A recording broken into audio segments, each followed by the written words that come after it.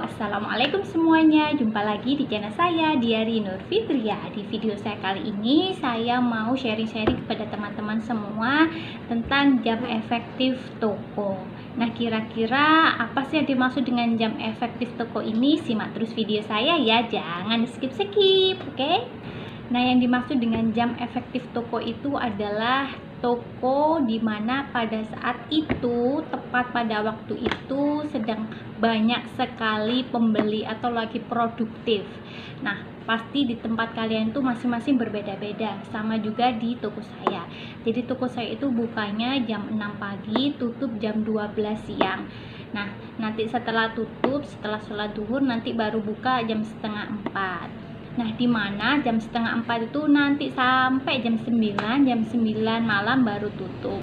Nah, di antara waktu yang sudah saya sebutkan tadi di awal sampai akhir tadi, pasti ada waktu-waktu yang sangat produktif di mana pembeli itu pasti datang pada saat jam waktu itu. Misalkan saja toko saya ketika pagi hari itu sangat produktif, pagi sampai mau menjelang siang. Tapi kalau sudah siang sekitar jam 11 sampai jam 12 itu sudah agak sepi. Tapi kalau di atasnya jam 12 itu sangat-sangat sepi, sehingga saya memutuskan toko saya ketika jam 12, ketika setelah sholat duhur. Jadi pada saat jam tersebut di atas jam 12 itu karena sudah sepi, akhirnya saya memutuskan untuk menutup toko. Jadi biar ada waktu istirahat, biar ada waktu dengan keluarga, dengan anak dan suami.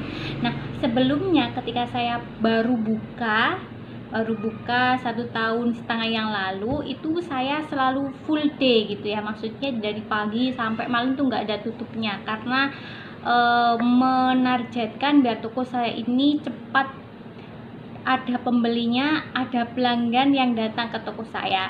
Tapi setelah berjalannya waktu gitu ya, kenapa saya amati setelah jam segini nggak ada produktifnya, kemudian paling ada 1 orang dan itu cuma beli apa ya, sekiranya nggak terlalu yang ya namanya rezeki ya disyukuri. Tapi setelah saya amati memang benar-benar kayak apa ya, nggak produktif sekali gitu ya, daripada saya harus di toko misalnya nggak ada waktu untuk anak dan suami, mending saya ke rumah, balik di rumah, pulang ke rumah, kemudian nanti sore saya mau kesini lagi, mau jualan lagi gitu.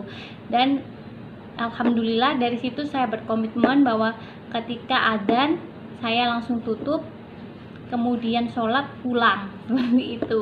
Jadi untuk teman-teman, kalian boleh amati tuh ketika toko kalian itu baru buka sampai tutup, ketika di waktu-waktu produktif mana, di mana waktu-waktu yang tidak produktif itu mana.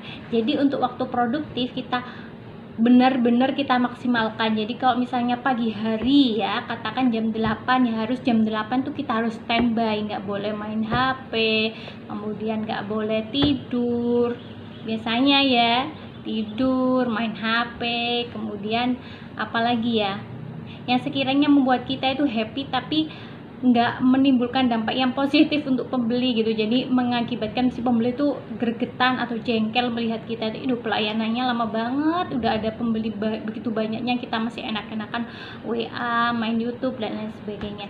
Jadi di saat-saat produktif itu, di saat banyaknya pembeli gitu, kita upayakan standby, kita cekatan biar pembeli satu yang masuk itu segera kita selesaikan gitu ya, jual belinya, kemudian keluar nanti ada pembeli yang lagi yang masuk ke toko kita, biar nggak wel-welan kayak gitu. Jadi benar-benar harus kita upayakan ketika memanfaatkan waktu luang itu, kita benar-benar kitanya yang produktif ya.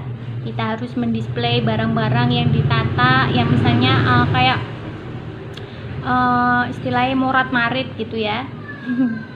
Jadinya kayak misalnya ada, kalau di toko saya itu paling sering itu ini mie itu biasanya lari ke gula, ke apa gitu ya, namanya juga pembeli ya, pembeli kan raja ya, nggak apa-apa. Jadi ya memang apa ya nggak apa-apa lah, kita aja yang produktif. Jadi ketika sudah nggak ada pembeli, kita menata displayan, kemudian menata showcase, kemudian melihat stok, kemudian melihat stok itu sangat penting loh ya teman-teman. Jangan sampai karena kita keasikan misalnya bertransaksi jual beli tanpa sepengetahuan kita, karena kita yang teledor, tiba-tiba stoknya kita sudah habis, kemudian pembeli datang, stok kita nol. Aduh, itu sayang banget pokoknya.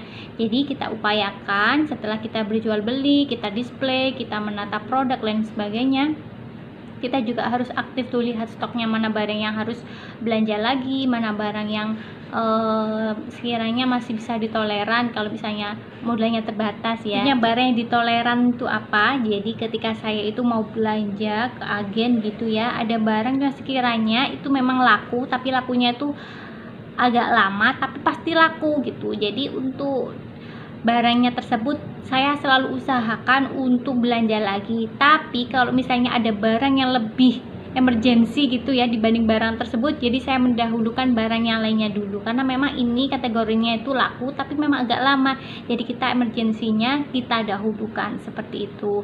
Tapi barangkali teman-teman yang memang modalnya gede gitu ya kalian langsung, misalnya ada barang yang sekiranya oh ini tinggal setengah, ini tinggal udah emergensi ya, kalian bisa beli dua-duanya. Tapi kalau misalnya kalian masih pemula, modalnya terbatas, ini setengah, ini emergensi ya, belinya emergensi dulu gitu. Jadi belinya salah satu yang paling terpenting. Kalau misalnya modalnya memang tercukupi ya dua-duanya tersebut harus tercukupi dua-duanya, seperti itu. Dan setelah seharian kita berjualan, kita harus hitung tuh omset kita berapa, keuntungannya berapa, omset yang untuk belanja besok berapa, seperti itu.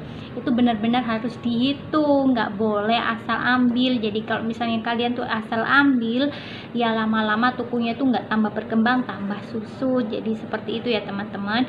Jadi semoga video yang saya sharekan atau saya bagikan kali ini semoga bermanfaat untuk teman-teman semua. Jangan lupa selalu like, comment, share, dan subscribe channel YouTube saya agar saya selalu dapat memberikan tutorial toko sembako yang lebih banyak lagi. Sekian dari saya. Wassalamualaikum warahmatullahi wabarakatuh.